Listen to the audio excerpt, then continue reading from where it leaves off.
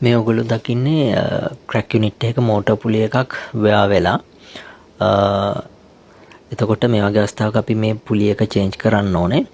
මේ අනිත් පුලිය එක කියන්නේ බ්ලෝවර් පුලිය එක, සප්ලයි ෆෑන් බ්ලෝවර් පුලිය එක. ඒක ඉෂුව එකක් නැහැ. ඒක හොඳ තත්ත්වයේ තියෙන ඒ පුලිය එක. මේ වගේ පුලි වෙයා වෙන්න මූලිකම හේතුව තමයි ප්‍රොපර් බෙල් ටෙන්ෂන් එකක් නැතිව තියෙන එක.